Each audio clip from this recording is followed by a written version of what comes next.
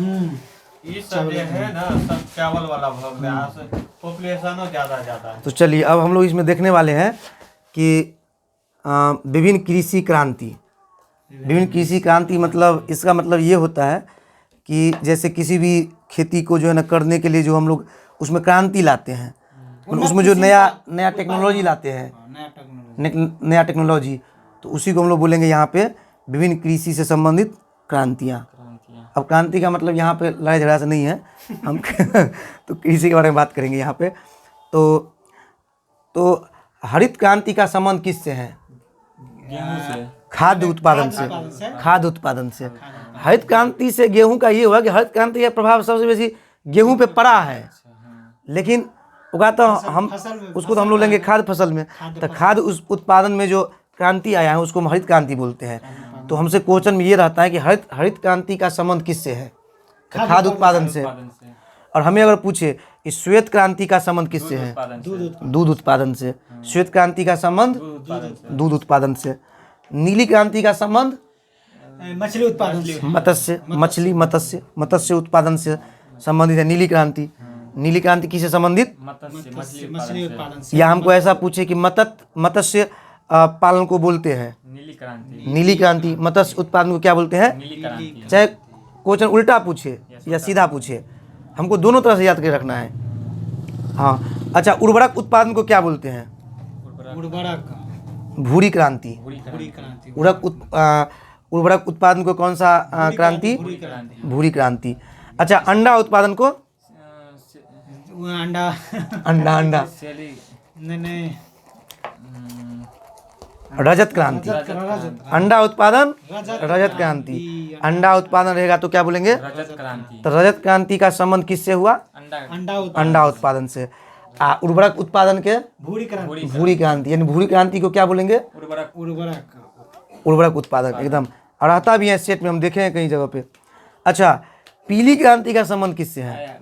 सरसों से। तिलहन उत्पादन। तिलहन में बहुत चीज आ जाएगा।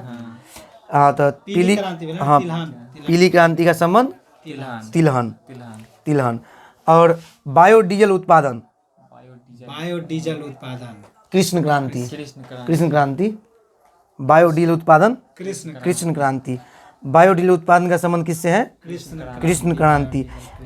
और वो टमाटर और मांस।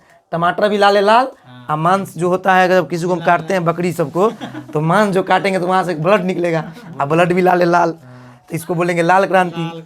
क्या बोलेंगे? लाल क्रांति। यानी टमाटर या मांस उत्पादन, चाहे टमाटर उत्पादन रहे चाहे मांस उत्पादन रहे, ये किस क्रांति के अंतर्गत आएगा? लाल।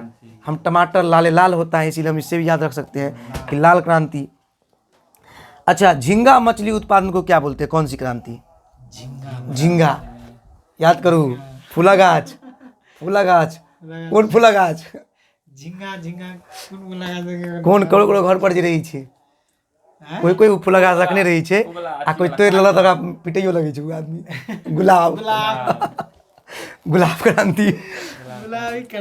झींगा मछली उत्पादन के गुलाब क्रांति। झींगा मछली उत्पादन हाँ गुलाब क्रांति। नाम के झींगा एगो है मत्स्य उत्पादन, ओकरा हम तो नीली क्रांति कहबे। अगर झींगा मछली रहती तो स्पेशल नाम हो गई गुलाब क्रांति। अच्छा, मसाला उत्पादन के? बादामी क्रांति। बादामी क्रांति। मसाला वाला पदार्थ छोटका आबै छै सबटा, ओकरा बादाम के कैटेगरी में राखि देलकै।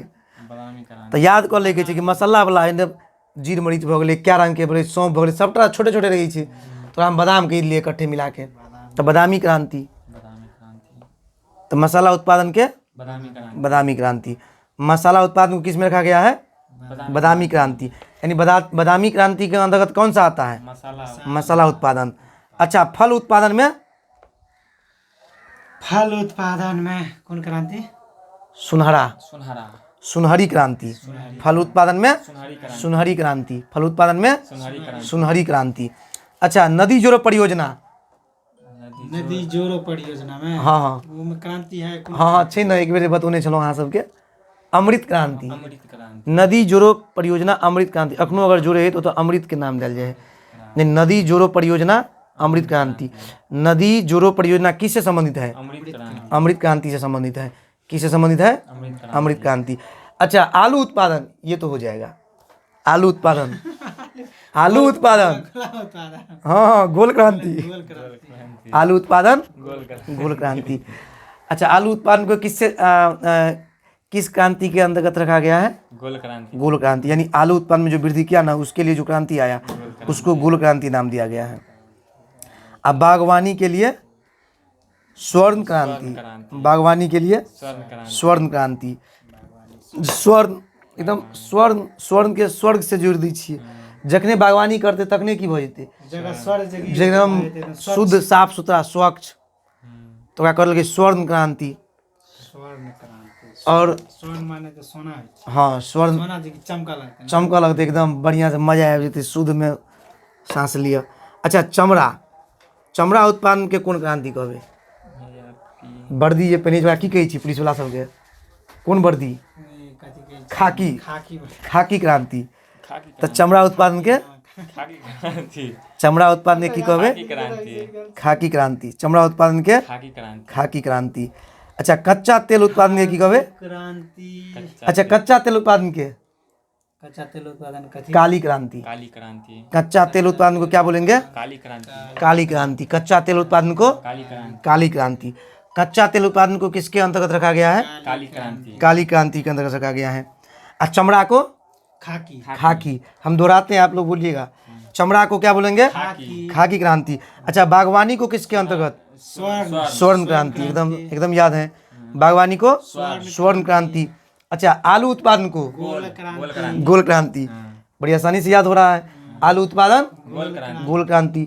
नदी जोड़ो परियोजना अमृत हाँ, अमृत अमृत क्रांति। अमृत क्रांति। नदी जोड़ो परियोजना अमृत क्रांति। अमृत क्रांति। बहुत बढ़िया। अच्छा, फल उत्पादन फल उत्पादन सुनहरी क्रांति। फल उत्पादन। अच्छा, मसाला उत्पादन को किस क्रांति में रखेंगे? बादाम। मसाला उत्पादन बादामी क्रांति। बादामी क्रांति। झींगा मछली गुलाबी क्रांति। झींगा मछली गुलाबी क्रांति। इसके बाद है टमाटर या मांस, हम बताए थे लाल क्रांति।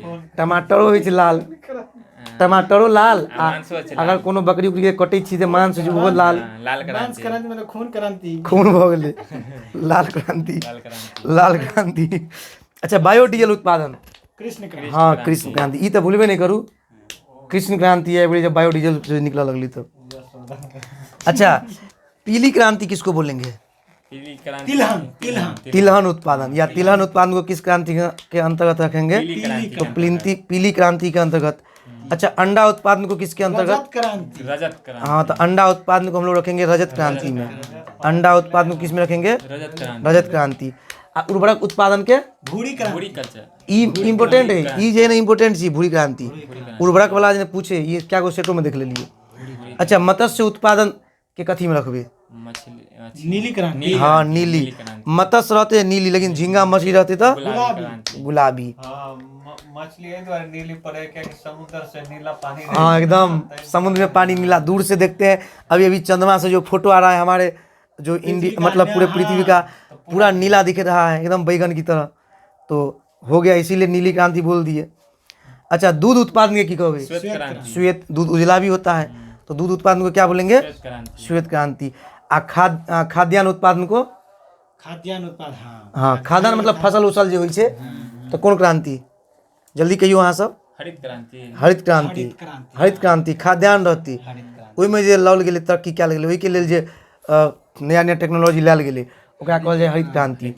और एगो चीज, विश्व में अगर हमरा पूछते हरित क्रांति के जनक के छै, विश्व में, भारत में नहीं, विश्व में, तो विश्व में हरित क्रांति के जनक मानल गेल छै बोरलॉग, मतलब Norman E Borlaug. Norman E Borlaug. Norman E Borlaug. ई विश्व में भेलै हरित क्रांति के जनक।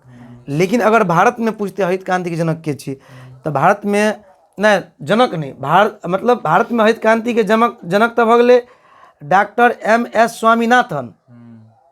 भारत में हरित क्रांति लाने का श्रेय डॉक्टर MS नाथन स्वामीनाथन को दिया गया है। MS स्वामीनाथन। हाँ, भारत में हरित क्रांति जे लुल के डॉक्टर MS स्वामीनाथन को एकर श्रेय जाय है।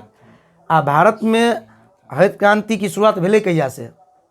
1966 भारत में नहीं 1967 से 68 में 1967 से 68 में 68 में भारत में हरित क्रांति अले। 67-68 हाँ, 1967-68 में भारत में हरित क्रांति अले। अब वह टाइम में तो अथी चले 67-68 जो मतलब पंचवर्षीय योजना नहीं चल रही, एक साल के जे चल रही योजना अवकाश। योजना अवकाश। योजना अवकाश वह टाइम में वह टाइम में चले। ठीक है। हाँ, वह टाइम में चली 70 थी। तक तो बुझाई योजना अवकाश रहले। 67 से 70 तक तो योजना अवकाश रहले। तीन बरस। एक बाद में एगो चीज और छी कि जेना विश्व में तंबाकू का सबसे बड़ा उत्पादक एवं उपभोक्ता देश कौन छिए? नहीं, भारत नहीं हेते। विश्व में तंबाकू के उत्पादनो बेसी करै छै न्यूजीलैंड आ उपयोगो बेसी करै छै चीन। चीन तो तंबाकू खाता है चिंग चोंग चिंग चोंग चिंग चोंग। तो देखिए जो तंबाकू का सबसे बेसी उत्पादन भी चीन ही करता है और तंबाकू सबसे बेसी उपयोग भी वही करता है। ठीक है। इस तरह से है। और इसमें एक चीज़ बताएंगे तो, और भारत का कौन सा स्थान है तंबाकू उत्पादन में? तो तीसरा स्थान है। तंबाकू उत्पादन में तीसरा स्थान है। मतलब यहाँ पे लोग कैंसर से बेसी न पीड़ित हो रहा है तो धीरे धीरे छोड़ रहा है। अब तंबाकू मुक्त देश न्यूजीलैंड है। प्रतिबंध कर देने छी वो अपना प्रतिबंध केने ने छै मुक्त के है भूटान। भूटान यानी तंबाकू मुक्त देश जो है ना भूटान है। आप लोग याद कर लीजिए, बहुत ही इंपोर्टेंट क्वेश्चन है। भूटान में तंबाकू नहीं चले छै। नहीं, 1999 से छै ओत निषेध का। हाँ, और इसका कुछ इम्पोर्टेंट बात है, जैसे तंबाकू की पत्तियों को सुखाने की प्रक्रिया को क्यूरिंग कहते हैं। क्यूरिंग मतलब अगर हमसे पूछा जाए कि तंबाकू के जो पत्ता है उसको हम सुखाते हैं, उसको क्या बोलते हैं? क्यूरिंग। मतलब सुखाने की प्रक्रिया को क्या बोलते हैं? क्यूरिंग। और साथ में जिसमें पत्तियों में वांछित रंग, गंध आदि गुण का विकास होता है। मतलब उसी कारण से उस पत्तियाँ में क्या होता है, ये जो गंध सब का विकास हो जाता है, नशीला गंध का। तंबाकू में निकोटीन भी पाया जाता है। हाँ, या लिखल से वो चीज़। एक के बाद जो है से हाँ, और भारत में चाय की खेती 1840 में असम की ब्रह्मपुत्र घाटी में प्रारंभ हुई। मतलब भारत में चाय की खेती 1840 में प्रारंभ के लिए ओहो में असम में ब्रह्मपुत्र के घाटी में। असम में मतलब चाय की खेती जो है भारत में 1840 में प्रारंभ किया गया था। और कहाँ पे? तो असम में जो ब्रह्मपुत्र की जो घाटी है, ब्रह्मपुत्र के घाटी में चालू किया गया था। वो ककरा द्वारा?